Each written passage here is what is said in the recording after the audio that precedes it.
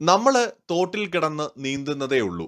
China കടലിൽ ഇറങ്ങി നീന്താൻ തുടങ്ങി. നമ്മൾ പലതും ചിന്തിക്കേണ്ടിയിരിക്കുന്നു. ഇന്നലെ നമ്മുടെ കാവേരി എഞ്ചിന്റെ പുരോഗതിയുമായി ബന്ധപ്പെട്ട് ഇട്ട വീഡിയോയുടെ താഴെ വന്ന കൗതുകകരമായ കമന്റുകളിൽ ഒന്നാണിത്. മറ്റൊന്ന്, താൻ ഇത് പറയാൻ തുടങ്ങിയിട്ട് 7 വർഷമായി. എവിടെ സാധനം എവിടെ എന്നൊക്കെ പറയുന്ന കമന്റുകൾ. അതായത് നമുക്ക് 5ാം തലമുറ യുദ്ധവിമാനം നിർമ്മിക്കാൻ സാധിക്കാത്തതും അല്ലെങ്കിൽ അത് വൈകുന്നത് കൊണ്ടും സ്വന്തമായിട്ടുള്ള നമ്മുടെ എഞ്ചിൻ ഔദ്യോഗികമായി നമ്മളിതാ നിർമ്മിച്ചു എന്ന് ലോകത്തോട് വിളിച്ചു പറയുന്ന തരത്തിൽ കാര്യങ്ങൾ എത്താത്തതിലുമുള്ള നിരാശയൊക്കെ ഒരുപാട് പേർക്കുണ്ട്. ഈ വിഷയത്തിൽ ദയവേത് പ്രേക്ഷകർ ഈ വീഡിയോ ഒന്ന് കാണുക.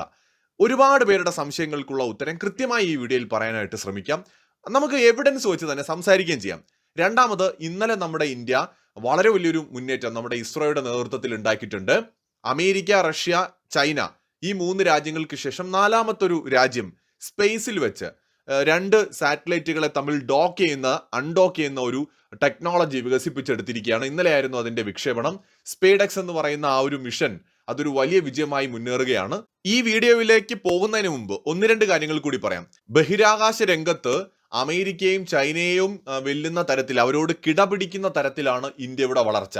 ലോകത്ത് വളരെ വിരലിലെണ്ണാവുന്ന രാജ്യങ്ങൾക്ക് മാത്രമാണ് ക്രയോജനിക് എഞ്ചിൻ സാങ്കേതിക വിദ്യ വികസിപ്പിച്ചെടുക്കാനായിട്ട് സാധിച്ചിട്ടുള്ളത്. ഒന്ന് അമേരിക്കയാണ്, 2 എല്ലാവർക്കും അറിയാവുന്നതുപോലെ റഷ്യയാണ്, വളരെ വൈകിയാണെങ്കിലും 3ാമത് ചൈന. റഷ്യയുടെയും സോവിയറ്റ് യൂണിയന്റെയും സഹായത്തോടെ അവർക്കും ക്രയോജനിക് എഞ്ചിൻ വികസിപ്പിച്ചെടുക്കാൻ കഴിഞ്ഞു. എന്നാൽ 90കളിൽ ഇന്ത്യ അമേരിക്കയുടെ സഹായം തേടിയിരുന്നു, റഷ്യയുടെ സഹായം തേടിയിരുന്നു. അമേരിക്ക സഹായിച്ചുമില്ല. സോവിയറ്റ് യൂണിയനെയും പിന്നീട് റഷ്യയും ഇന്ത്യയെ സഹായിക്കുന്നതിൽ നിന്ന് അമേരിക്ക വിലക്കുകയും ചെയ്തു. ഏറെക്കാലം നമുക്ക് ക്രയോജനിക് എഞ്ചിൻ വികസിപ്പിക്കാൻ കഴിഞ്ഞില്ല. പിന്നീട് ചാര കേസ് പോലുള്ളവ കൊണ്ടുവന്ന് നമ്മുടെ ടെക്നോളജിയെ വികസിപ്പിക്കുന്നത് വീണ്ടും വൈകി. 2010 ഇന്ത്യക്ക് ക്രയോജനിക് എഞ്ചിൻ വികസിപ്പിച്ചെടുക്കാൻ കഴിഞ്ഞു. 2014 നമുക്ക് പൂർണ്ണമായ രീതിയിൽ തദ്ദേശീയമായിട്ട് ഒരു സഹായവും ഇല്ലാതെ തന്നെ ക്രയോജനിക് എഞ്ചിൻ നമ്മുടെ രാജ്യത്ത് ഡെവലപ്പ് ചെയ്തെടുക്കാനായിട്ട് സാധിച്ചു എന്നുള്ളതാണ് നമ്മുടെ ഏറ്റവും വലിയ നേട്ടം. ലോകത്ത് ക്രയോജനിക് എഞ്ചിൻ സാങ്കേതിക വിദ്യ ഡെവലപ്പ് ചെയ്തെടുത്തിട്ടുള്ള രാജ്യങ്ങളിൽ യുഎസും റഷ്യയും കഴിഞ്ഞാൽ ഇന്ത്യയുടെ ഒരു പങ്ക് വളരെ വലുതാണ്. ചൈന 80കളിലാണ് ക്രയോജനിക് എഞ്ചിൻ വികസിപ്പിച്ചെടുത്തത്, സോവിയറ്റ് സഹായത്തോടെയാണ്. ചൈനയെ സോവിയറ്റ് യൂണിയൻ സഹായിച്ചപ്പോൾ അമേരിക്കയ്ക്ക് ഒരു കുഴപ്പമില്ല. കാരണം ചൈന രക്ഷാസമിതിയിലെ സ്ഥിരാംഗമായിരുന്നു, യുഎസുമായിട്ട് ട്രേഡ് റിലേഷൻസ് തുടങ്ങിയ സമയമായിരുന്നു. അമേരിക്കയ്ക്ക് വലിയ കുഴപ്പമൊന്നും അതിലുണ്ടായിരുന്നില്ല. എന്നാൽ ഇന്ത്യ 90കളിൽ ഇതിന് പരിശ്രമിച്ചപ്പോൾ അതിനെ തടഞ്ഞൊരു രാജ്യമാണ് അമേരിക്ക. അപ്പോൾ ചൈന 1980കളിൽ വികസിപ്പിച്ചെടുത്ത ടെക്നോളജിയാണ് ക്രയോജനിക് എങ്കിൽ ഇന്ത്യ അത് 2010 ശേഷമാണ് പൂർണ്ണമായും നേടുന്നത്. 14 നമ്മൾ അത് സമ്പൂർണ്ണമായും നമ്മുടേതെന്ന് പറയാവുന്ന രീതിയിൽ ഡെവലപ്പ് ചെയ്യുന്നത്. ഇൻട്രസ്റ്റിംഗ് ആയിട്ടുള്ള കാര്യം എന്ന് പറയുന്നത്, ഇന്ത്യ നമ്മുടെ മാർസ് മിഷൻ ഫസ്റ്റ് അറ്റംപ്റ്റിൽ തന്നെ വിജയിപ്പിച്ച ഒരു രാജ്യമാണ്. മാത്രമല്ല ചൈനയുടെ ഫസ്റ്റ് അറ്റംപ്റ്റ് പരാജയപ്പെടുന്നുണ്ട്. അതായത് ചൈന മാർസ് മിഷൻ 2011 നടത്തിയിട്ടുണ്ടായിരുന്നു, നവംബർ മാസത്തിൽ. അത് പരാജയപ്പെട്ടു. 2013 ഇന്ത്യ വിജയിപ്പിച്ചു. മാത്രമല്ല ചൈന പിന്നീട് വീണ്ടും വൈകിട്ട് 2020 അവരുടെ മാർസ് മിഷൻ വിജയിപ്പിക്കുന്നത്. അപ്പൊ ചൈനയ്ക്കും മുമ്പ് നമുക്ക് ചൊവ്വാ ദൗത്യം വിജയിക്കാൻ കഴിഞ്ഞു, അതും ഫസ്റ്റ് അറ്റംപ്റ്റില്. ചൈന ആദ്യം പരാജയപ്പെടുകയാണ് ഉണ്ടായത്. നമ്മള് ക്രയോജനിക് എഞ്ചിൻ വികസിപ്പിക്കുന്നതിന് 30 വർഷം മുമ്പ് സോവിയറ്റിന്റെ സഹായത്തോടെ അത് നേടിയ ചൈനയ്ക്ക് അവരുടെ ആദ്യത്തെ ചൊവ്വാ ദൗത്യം വിജയിച്ചില്ലെന്ന് മാത്രമല്ല, അവരുടെ ചൊവ്വാ ദൗത്യം നമ്മൾ വിജയിപ്പിച്ച് 7 വർഷം കഴിഞ്ഞ് 2020 അവർക്ക് നടത്താനായിട്ട് സാധിച്ചത്. 2007 മറ്റോ ആണ് ചൈന അവരുടെ ആദ്യത്തെ ചാന്ദ്ര ദൗത്യം വിജയിപ്പിക്കുന്നത്. ഇന്ത്യ 2008, അതായത് നമ്മുടെ ചന്ദ്രയാൻ 1 2008 ഇന്ത്യയും വിജയിപ്പിക്കുന്നുണ്ട്. അപ്പോൾ ഇവിടെ മനസ്സിലാക്കേണ്ടത്, ഇന്ത്യയെക്കാൾ എക്കണോമിക്കലി വളരെ മുന്നിലായിട്ടും ചൈനയ്ക്ക് വളരെ വൈകി മാത്രമാണ് പല കാര്യങ്ങളിലും ഇന്ത്യക്കൊപ്പം എത്താൻ കഴിഞ്ഞിട്ടുള്ളത്. അപ്പോൾ ബഹിരാകാശ രംഗത്ത് ഇന്ത്യ ഉണ്ടാക്കിയ നേട്ടങ്ങൾ ലോകത്തെ വികസിത രാഷ്ട്രങ്ങൾ എന്ന് പറയുന്ന ഒരു രാജ്യത്തിനും അവകാശപ്പെടാൻ കഴിയില്ല, അമേരിക്കയ്ക്കും ചൈനയ്ക്കും റഷ്യയ്ക്കും അല്ലാതെ. നോക്കൂ, തുർക്കിയെ കൊണ്ട് കഴിഞ്ഞിട്ടുണ്ടോ ഒരു സ്പേസ് മിഷൻ ഇതുപോലെ വിജയിപ്പിക്കാൻ? അല്ലെങ്കിൽ ലോകത്തെ വലിയ സമ്പന്ന രാജ്യങ്ങളാണല്ലോ മിഡിൽ ഈസ്റ്റിലെ ഗൾഫ് രാജ്യങ്ങൾ, ഇപ്പൊ സൗദി അറേബ്യ അല്ലെങ്കിൽ UAE, ഖത്തർ, ഈ രാജ്യങ്ങൾക്ക് സ്വന്തമായിട്ട് സ്പേസ് മിഷൻസ് വിജയിപ്പിക്കാൻ എന്തെങ്കിലും കഴിഞ്ഞിട്ടുണ്ടോ? ഇനിയും കഴിയില്ല. കാരണം അത്രയും സങ്കീർണമായിട്ടുള്ള ഒരു ടെക്നോളജിയാണത്. മറ്റു രാജ്യങ്ങളുടെ സഹായത്തോടെ ഇവർക്ക് എന്തെങ്കിലും ചെയ്യാൻ കഴിയുള്ളൂ. നമ്മുടെ തൊട്ടടുത്ത് കിടക്കുന്ന പാകിസ്ഥാന് കഴിയുന്നുണ്ടോ? വലിയ സമ്പന്ന രാജ്യങ്ങളായിട്ടുള്ള യൂറോപ്യൻ രാജ്യങ്ങൾ, ജർമ്മനി, ബ്രിട്ടൻ, ഫ്രാൻസ്, ഈ രാജ്യങ്ങൾക്ക് സ്വന്തമായിട്ട് കഴിയുന്നില്ല. യൂറോപ്യൻ യൂണിയന്റെ ബഹിരാകാശ ഗവേഷണ സ്ഥാപനം യുഎസിന്റെ സഹായത്തോടെയാണ് പ്രവർത്തിക്കുന്നത്. ജപ്പാന്റെ ബഹിരാകാശ ഗവേഷണ സ്ഥാപനം അമേരിക്കയുടെ ടെക്നോളജി വാങ്ങിക്കൊണ്ടാണ് പ്രവർത്തിക്കുന്നത്. ഇസ്രയേലിന്റെ ബഹിരാകാശ സ്ഥാപനം അമേരിക്കൻ ടെക്നോളജിയിലൂടെയാണ് പ്രവർത്തിക്കുന്നത്. ഇതൊക്കെ നിങ്ങൾക്ക് ഡേറ്റാസ് പരിശോധിച്ചാൽ ആർക്കും ബോധ്യപ്പെടാവുന്ന കാര്യങ്ങളാണ്. അപ്പൊ അവിടെ ഏറ്റവും ഒടുവിൽ നമ്മുടെ ചാന്ദ്ര ദൗത്യം വിജയിച്ചപ്പോ നമുക്കും പതിറ്റാണ്ടുകൾക്ക് മുമ്പ് ചാന്ദ്ര ദൗത്യമൊക്കെ വിജയിപ്പിച്ചിട്ടുള്ള റഷ്യയുടെ മിഷൻ പരാജയപ്പെട്ടു. കഴിഞ്ഞ വർഷം നമ്മൾ കണ്ടൊരു കാര്യമാണ്. അപ്പോൾ അത്രയും നമ്മൾ ബഹിരാകാശ രംഗത്ത് നമുക്ക് ഒരുപാട് നേട്ടങ്ങൾ ഉണ്ടാക്കാൻ കഴിഞ്ഞിട്ടുണ്ട്. നമ്മളെക്കാൾ പല മടങ്ങ് GDP പെർ ക്യാപിറ്റ ഉള്ള രാജ്യങ്ങൾക്ക് കഴിയുന്നില്ല. ഒരു ഇന്ത്യക്കാരന്റെ GDP പെർ ക്യാപിറ്റ എത്രയാണ്? $2650 എന്നാൽ 1.5 ലക്ഷവും 2 ലക്ഷവും GDP പെർ ക്യാപിറ്റ ഉള്ള $ഡോളറിന്റെ കാര്യമാണ് പറയുന്നത്. പെർ ക്യാപിറ്റ ഉള്ള രാജ്യങ്ങൾക്ക് പോലും കഴിയാത്തത് നമുക്ക് കഴിയുന്നുണ്ട്. പിന്നെ എന്തുകൊണ്ട് ജെറ്റ് എഞ്ചിൻ ടെക്നോളജിയിൽ മാത്രം ഈ ബുദ്ധിമുട്ടുണ്ടാവുന്നു? ക്രയോജനിക് എഞ്ചിന്റെ കാര്യം പറഞ്ഞതുപോലെ അല്ലെങ്കിൽ സ്പേസ് മിഷൻസിന്റെ ഒക്കെ കാര്യം പറഞ്ഞ പോലെ വളരെ സങ്കീർണമായിട്ടുള്ള ഒന്നാണ് ഈ ജെറ്റ് എഞ്ചിന്റെ ടെക്നോളജി. നോക്കൂ, എങ്ങനെയാണ് ചൈനയ്ക്ക് ജെറ്റ് എഞ്ചിൻ വികസിപ്പിക്കാനുള്ള ടെക്നോളജി കിട്ടുന്നത്?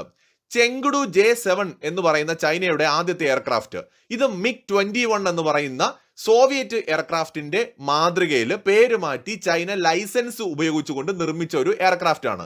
ശരിക്കും ഇത് MiG-21 തന്നെയാണ്, പേര് ചെങ്ഡു J7 എന്നും. ഇത് സോവിയറ്റ് യൂണിയന്റെ അടുത്തുനിന്ന് ലൈസൻസ് വാങ്ങിക്കൊണ്ട് ചൈന നിർമ്മിച്ചതാണ്. അപ്പോൾ ഈ ഒരു എയർക്രാഫ്റ്റ് നിർമ്മിക്കുന്നത് 1965 ആദ്യമായിട്ട് ചൈന ഇത് പുറത്തിറക്കുന്നത്. അപ്പോൾ ചൈന എന്ന് എയർക്രാഫ്റ്റ് നിർമ്മിക്കാൻ തുടങ്ങിയെന്ന് നമ്മൾ ആലോചിക്കണം. 1970കളിലും 80കളിലും ചൈന വളരെയധികം സോവിയറ്റ് യൂണിയനെ ആശ്രയിച്ചാണ് ഇത്തരത്തിലെ എഞ്ചിനുകൾ നിർമ്മിച്ചതും എയർക്രാഫ്റ്റുകൾ നിർമ്മിച്ചതും. ചൈനയുടെ J7 MiG-21ന്റെ അതേ കോപ്പി ആയിരുന്നുവെങ്കിൽ ചൈനയുടെ J8 എന്ന് പറയുന്ന ഫൈറ്റർ റഷ്യയുടെ RD-93 എന്ന് പറയുന്ന എഞ്ചിനിൽ പ്രവർത്തിച്ചിരുന്ന ഒരു ഫൈറ്റർ എയർക്രാഫ്റ്റ് ആണ്.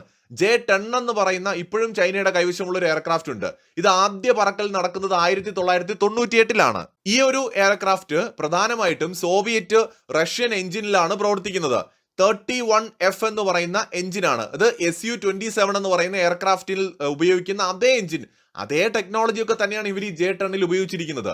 അതായത് തുടക്കകാലങ്ങളിൽ പൂർണ്ണമായിട്ടും സോവിയറ്റ് എയർക്രാഫ്റ്റുകളുടെ ടെക്നോളജി പൈസ കൊടുത്ത് വാങ്ങിയും ലൈസൻസിൽ എടുത്തുമൊക്കെയാണ് ചൈന അവരുടെ പേരിൽ J7, J8, J10 എന്നൊക്കെ പറഞ്ഞിട്ടുള്ള എയർക്രാഫ്റ്റുകൾ നിർമ്മിക്കുന്നത്. J11 എന്ന് പറയുന്ന എയർക്രാഫ്റ്റുകളെല്ലാം സോവിയറ്റ് എയർക്രാഫ്റ്റുകളാണ്, പേര് മാറ്റി ഉപയോഗിച്ചിരുന്ന സോവിയറ്റ് എയർക്രാഫ്റ്റുകൾ.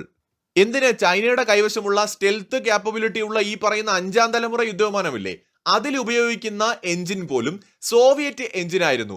ഇതില് ചൈന ഉപയോഗിച്ചത് റഷ്യയുടെ കൈവശമുള്ള AL-31F എന്ന് പറയുന്ന ഒരു എഞ്ചിനെ മോഡിഫൈ ചെയ്തിട്ടാണ് ഈ ഒരു സ്റ്റെൽത്ത് ഫൈറ്ററിൽ ആദ്യകാലങ്ങളിൽ ചൈന ഉപയോഗിച്ചിട്ടുള്ളത്. പിന്നീട് ചൈന എന്ത് ചെയ്തെന്ന് വെച്ചാൽ ചൈന WS-10 എന്ന് പറഞ്ഞിട്ട് ഒരു എഞ്ചിൻ അവർ ആദ്യം നിർമ്മിക്കുന്നുണ്ട്. അതും ഈ സോവിയറ്റ് ടെക്നോളജി റിവേഴ്സ് എഞ്ചിനീയറിംഗിലൂടെയും ലൈസൻസിങ്ങിലൂടെയും പൈസ കൊടുത്തുമൊക്കെ വാങ്ങിച്ച് സോവിയറ്റിന്റെ അഥവാ റഷ്യയുടെ സഹായത്തോടെ അവര് WS-10 എന്ന് പറയുന്ന ഒരു എഞ്ചിൻ നിർമ്മിക്കുന്നുണ്ട്. WS-15 എന്ന് പറയുന്ന ഒരു എഞ്ചിനും നിർമ്മിച്ചിട്ടുണ്ടെന്നാണ് മനസ്സിലാക്കാൻ സാധിക്കുന്നത്. 2016-20 കാലഘട്ടത്തിൽ ഇവര് റഷ്യൻ സഹായത്തോടെ നിർമ്മിക്കുന്ന ഈ എഞ്ചിനുകളിലൂടെയാണ് എയർക്രാഫ്റ്റ് നിർമ്മാണത്തിന്റെ കാര്യത്തിൽ സ്വയം പര്യാപ്തത നേടിയിരിക്കുന്നത്. ഇപ്പോ J20ലും പിന്നീട് ഇപ്പോൾ അവർ പുതിയതായിട്ട് നിർമ്മിക്കുന്ന എയർക്രാഫ്റ്റുകളിലുമൊക്കെ സ്വന്തം എഞ്ചിനും ഉപയോഗിക്കുന്നു എന്നാണ് പറയപ്പെടുന്നത്. സോ ചൈനീസ് ടെക്നോളജി പൂർണ്ണമായിട്ടും റഷ്യൻ ടെക്നോളജി ആശ്രയിച്ചാണ് ഇരിക്കുന്നത്. മാത്രവുമല്ല, ഈ ടെക്നോളജികൾ പലതും ഇന്ത്യക്ക് നൽകുന്നതിൽ നിന്ന് ഒരു ഘട്ടത്തിൽ റഷ്യയെ തടയാനും ചൈന ശ്രമിച്ചിട്ടുണ്ടായിരുന്നു. കാരണം ഈ വെസ്റ്റേൺ രാജ്യങ്ങളുടെ ഉപരോധവും ഒക്കെ നേരിട്ടിരുന്ന റഷ്യക്ക് ചൈനയെ ആശ്രയിക്കാതെ പറ്റില്ല എന്നുള്ള അവസ്ഥയായി. 2014 ഈ ക്രിമിയയുമായി ബന്ധപ്പെട്ടുണ്ടായ പ്രശ്നങ്ങളും വെസ്റ്റേൺ രാജ്യങ്ങളുമായിട്ട് പുടിൻ തെറ്റിയതും 2008 ശേഷമൊക്കെ ഇത് വലിയ രീതിയിലുള്ള സാങ്ഷൻസ് റഷ്യയുടെ മേൽ വരുന്നതിന് കാരണമായി. അപ്പോൾ ആ സമയത്തൊക്കെ ചൈന അത്യാവശ്യം നല്ല GDP ഉള്ള ഒരു $10 ട്രില്യൺ GDP ഉള്ള ഒരു രാജ്യമായിട്ടൊക്കെ മാറിയിട്ടുണ്ട്. അതായത് US കഴിഞ്ഞാൽ രണ്ടാമത്തെ ഏറ്റവും വലിയ GDP ഉള്ള രാജ്യമായി മാറിയിരുന്നു. അപ്പോൾ റഷ്യക്ക് പിന്നെ നിലനിൽക്കണമെങ്കിൽ ചൈനയുടെ സഹായം വേണം. ഈ കാലയളവിൽ ഒരുപക്ഷെ ചൈനയുടെ പല സമ്മർദ്ദങ്ങളും റഷ്യക്ക് അംഗീകരിക്കേണ്ടി വന്നിരിക്കാം. ഈ കാലയളവിൽ ഇന്ത്യക്ക് പല ക്രിട്ടിക്കൽ ടെക്നോളജികൾ നൽകാനും അല്ലെങ്കിൽ ഇന്ത്യയെ സപ്പോർട്ട് ചെയ്യാനും ഒക്കെ റഷ്യ മടി കാണിച്ചിട്ടുമുണ്ട്. സോ എന്താണെങ്കിലും റഷ്യയിൽ നിന്ന് ഒരുപാട് ടെക്നോളജികൾ ചൈന സ്വന്തമാക്കിക്കൊണ്ടാണ് സ്വന്തം നിലയിൽ വികസിതമായത്. അപ്പോൾ ചൈനയുടെ ഒരു ഹിസ്റ്ററി നമ്മൾ എടുത്തു നോക്കിക്കഴിഞ്ഞാൽ അവർ രക്ഷാസമിതിയിലെ സ്ഥിരാംഗമാണ്. രണ്ടാമത് അവർക്ക് US-ന്റെയും റഷ്യയുടെയും സോവിയറ്റിന്റെയും സപ്പോർട്ട് ഇന്ത്യക്ക് കിട്ടിയതിനേക്കാൾ കൂടുതൽ പല കാലങ്ങളിലും കിട്ടിയിട്ടുണ്ട്. അവരുടെ രാജ്യത്ത് എക്കണോമിക് റീഫോം വളരെ മുമ്പ് തന്നെ നടന്നതുകൊണ്ട് അവിടേക്ക് വൻതോതിലുള്ള നിക്ഷേപങ്ങൾ നേരത്തെ എത്തിയതുകൊണ്ട് അവരുടെ എക്കണോമിക് ഗ്രോത്ത് ഇന്ത്യയേക്കാൾ വേഗത്തിലായി. അപ്പൊ അതുകൊണ്ട് തന്നെ റിസർച്ചിന് വേണ്ടിയൊക്കെ ഒരുപാട് പണം മുടക്കാനും റഷ്യയുടെ സപ്പോർട്ട് കിട്ടിയത് കൊണ്ട് പല ടെക്നോളജികളും ക്രിട്ടിക്കൽ ടെക്നോളജികളും പണം കൊടുത്ത് വാങ്ങാനും ഒക്കെ ചൈനയ്ക്ക് കഴിഞ്ഞതുകൊണ്ടാണ് ഇന്ന് ചൈനയ്ക്ക് ഈ കാണുന്ന എയർക്രാഫ്റ്റ് ഒക്കെ നിർമ്മിക്കാൻ കഴിയുന്നത്. പക്ഷേ ഓർക്കേണ്ടത്, ഇന്ത്യയുടെ GDP എന്ന് പറയുന്നത് ഇപ്പോഴും ഒരു $4 ട്രില്യൺ മാത്രമാണ്. ചൈനയുടേത് ഏതാണ്ട് ഒരു 18 to 19 ട്രില്യൺ ആണ്. എന്നിട്ടും ഇപ്പോഴാണ് അവർക്കൊരു 5th ജനറേഷൻ എയർക്രാഫ്റ്റ് പറയാവുന്ന രീതിയിലൊക്കെ നിർമ്മിക്കാൻ കഴിഞ്ഞത്. അപ്പൊ ഇന്ത്യ ചൈനയെക്കാളും എവിടെയും പിറകിലല്ല. നമ്മുടെ ഇന്നത്തെ സാഹചര്യം വെച്ചും നമ്മുടെ ഹിസ്റ്ററിയും നമ്മൾ എടുക്കണം. നമ്മളൊരു കോളനി ആയിരുന്ന ഒരു രാജ്യമാണ്, ബ്രിട്ടന്റെ കോളനി ആയിരുന്ന രാജ്യമാണ്. നമ്മൾ UN സ്ഥിരാംഗമല്ല. നമ്മൾ ലോകത്ത് പലപ്പോഴും ഒറ്റപ്പെട്ടിട്ടുണ്ട് നമ്മുടെ രാജ്യം. അപ്പോൾ നമ്മുടെ ഒരു സിറ്റുവേഷനിൽ നോക്കുമ്പോൾ നമ്മൾ ബെസ്റ്റ് ആണ് ആക്ച്വലി ഇപ്പോൾ പെർഫോം ചെയ്തുകൊണ്ടിരിക്കുന്നത്. നോക്കൂ, നമ്മൾ ഇപ്പോൾ പലരും കമന്റ്സിലൊക്കെ ഞാൻ കണ്ടു തുർക്കി എഞ്ചിൻ ഡെവലപ്പ് ചെയ്തല്ലോ എന്ന്. ഈവൻ തുർക്കിയുടെ ഡ്രോണുകളില്ലേ, ഈ ഡ്രോണുകളിൽ ഉപയോഗിക്കുന്ന എഞ്ചിൻ പോലും യുക്രൈൻ ടെക്നോളജിയാണ്, യുക്രൈൻ്റെ അടുത്തുനിന്ന് വാങ്ങിയതാണ്. നിങ്ങൾക്ക് വേണമെങ്കിൽ പരിശോധിച്ച് നോക്കാം. തുർക്കി എങ്ങനെയാണ് ഇത്രയും വലിയൊരു ഡ്രോൺ നിർമ്മിക്കുന്ന പവറായിട്ട് മാറിയത്? യുക്രൈന്റെ സഹായത്തോടെയുള്ള ടെക്നോളജി കിട്ടിയതുകൊണ്ടാണ്.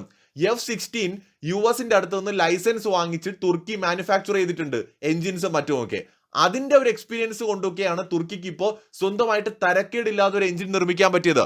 തുർക്കി എഞ്ചിൻ നിർമ്മിച്ചത് യുക്രൈന്റെയും US F-16 എഞ്ചിൻ നിർമ്മാണത്തിന്റെയും ഒക്കെ ഒരു എക്സ്പീരിയൻസിന്റെ ബേസിലും സപ്പോർട്ടിന്റെ ബേസിലുമാണ്.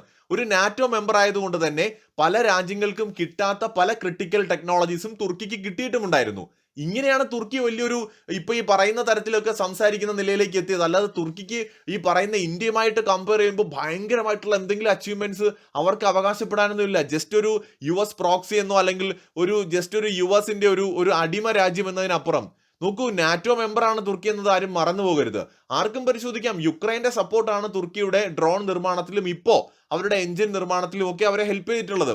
അതും ഈ പറയുന്ന രീതിയിൽ ഒരു പ്രൂവ് ചെയ്യപ്പെട്ടിട്ടുള്ള എഞ്ചിനൊന്നും അല്ല, US അല്ലെങ്കിൽ റഷ്യയുടെയോ ആയിട്ട് താരതമ്യപ്പെടുത്തുമ്പോൾ. ഇനി സൗത്ത് കൊറിയയുടെ കാര്യം പറഞ്ഞാൽ കംപ്ലീറ്റ് ആയിട്ട് US സപ്പോർട്ടോട് കൂടിയിട്ടാണ് സൗത്ത് കൊറിയ എയർക്രാഫ്റ്റുകൾ നിർമ്മിക്കുന്നത്. കംപ്ലീറ്റ് സപ്പോർട്ട് US ആണ് കൊടുക്കുന്നത്. അല്ലാതെ അവർ സ്വന്തമായിട്ടൊരു കുന്തും അവിടെ ഉണ്ടാക്കിയിട്ടില്ല. അപ്പൊ ഇന്ത്യയെ സംബന്ധിച്ചിടത്തോളം നമ്മൾ സ്വന്തം നിലയിലാണ് ഇതെല്ലാം ചെയ്തുകൊണ്ടിരിക്കുന്നത്. സോ ഒരല്പം ലേറ്റ് ആയിട്ടാണെങ്കിലും നമുക്ക് സ്വയം പര്യാപ്തത ഉണ്ടാകുമെന്നും മാത്രമല്ല, ബെസ്റ്റ് ടെക്നോളജി നമുക്ക് ഉണ്ടാക്കാൻ പറ്റും. ഇപ്പൊ എന്തുകൊണ്ടാണ് ഇന്ത്യയുടെ സ്പേസ് മിഷൻസ് US റഷ്യയുടെയും ചൈനയുടെയും ഒക്കെ ആയിട്ട് താരതമ്യപ്പെടുത്തുമ്പോൾ വളരെ കോസ്റ്റ് എഫക്റ്റീവ് ആയിട്ട് നമുക്ക് ചെയ്യാൻ പറ്റുന്നത്? നമ്മുടെ സ്വന്തം ടെക്നോളജി ആയതുകൊണ്ടാണ്. അതുപോലെ എയർക്രാഫ്റ്റുകളുടെ നിർമ്മാണത്തിലും നമ്മുടെ സ്വന്തം എഞ്ചിൻ നമ്മുടേതായ രീതിയിൽ ഒരുപക്ഷെ ചില ക്രിട്ടിക്കൽ ആയിട്ടുള്ള ടെക്നോളജീസ് നമുക്ക് മിസ്സിംഗ് ആയിരിക്കാം. അതുകൊണ്ടായിരിക്കാം നമുക്കിത് പൂർത്തിയാക്കാൻ പറ്റാത്തതല്ലേ. അപ്പൊ ഈ ടെക്നോളജി കിട്ടിക്കഴിഞ്ഞാൽ നമ്മുടെ സ്വന്തം നിലയിൽ തന്നെ നമുക്ക് നമ്മുടെ എഞ്ചിൻ ഡെവലപ്പ് ചെയ്യാൻ കഴിയുകയും ഇത് മറ്റ് രാജ്യങ്ങളുടെ എഞ്ചിൻസിനെ അല്ലെങ്കിൽ മറ്റ് രാജ്യങ്ങളുടെ എയർക്രാഫ്റ്റിനെ അപേക്ഷിച്ച് വളരെ കോസ്റ്റ് എഫക്റ്റീവ് ആയിട്ട് നമുക്ക് നിർമ്മിക്കാനും പറ്റും, മികച്ച പെർഫോമൻസ് ഉള്ളവയുമായിരിക്കും. സോ ഇതൊന്നും മനസ്സിലാക്കാതെ ഒരുപാട് പേര് ഇന്ത്യ വന്നിട്ട് ഇന്ത്യ അങ്ങനെയാണ് ഇങ്ങനെയാണ്, ഇന്ത്യക്ക് അത് പറ്റുന്നില്ല. നോക്കൂ, പൈസ ഉണ്ടെങ്കിൽ നിങ്ങൾക്ക് എന്തും ചെയ്യാനൊന്നും പറ്റില്ല.